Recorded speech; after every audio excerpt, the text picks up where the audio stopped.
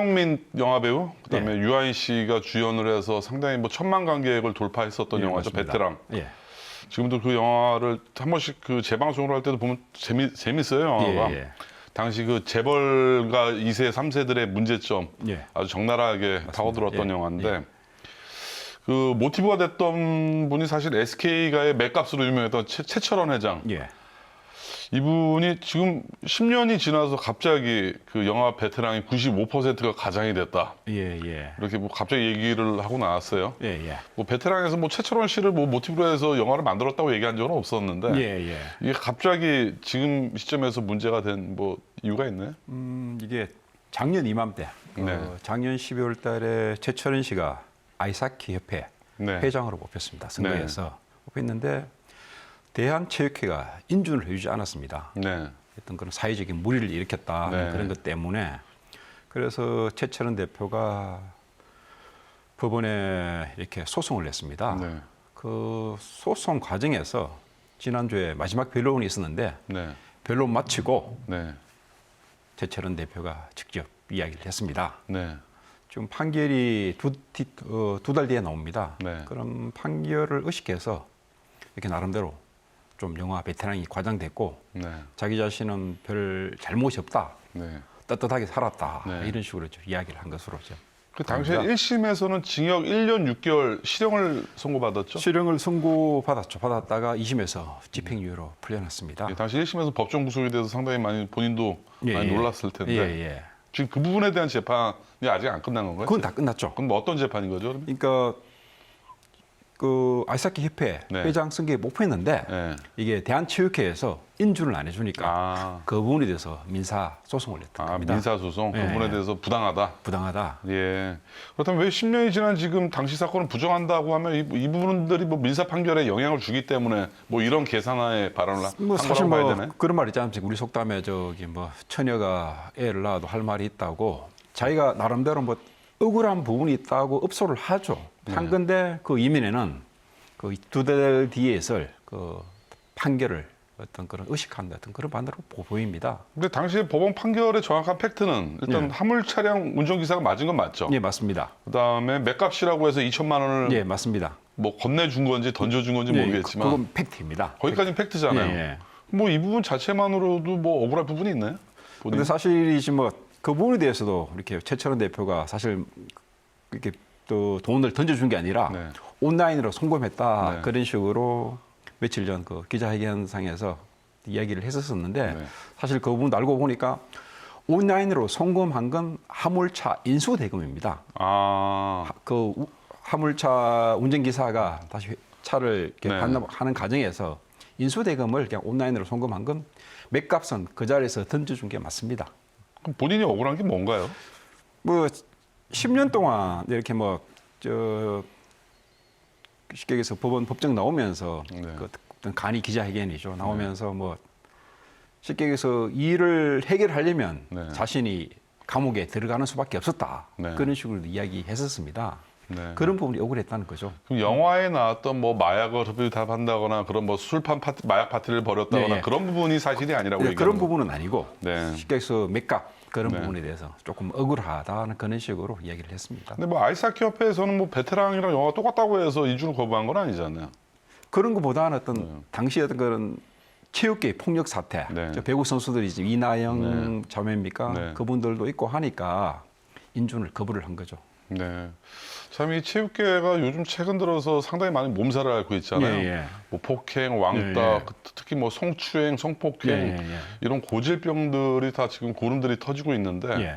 분명히 이런 부분들이 정화가 돼야 돼요. 예, 맞습니다. 이 체육계의 정말로 고질적인 병폐들인데 그만큼 물이 고였다는 얘기거든요. 예. 이런 부분들이 정말 정화가 되지 않고 아직까지도 시대가 지금 내년이면 이제 며칠 안 있으면 2022년인데 참 이런 와중에서 그럼 또 SK의 또 다른 또 악재가 터졌다면서요? 예, 맞습니다. 그 최신원 회장, 최신원 전 네, SK 횡령 네트워크 배임 혐의. 예.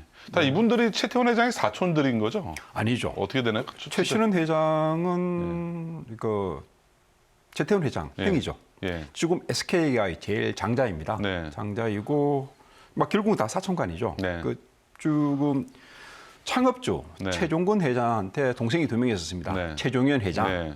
그리고 최종관 네. SK에서 부회장 직함까지 했었습니다. 네. 그리고 타계를 하셨는데 최철현 대표 같은 경우에는 최종관 네.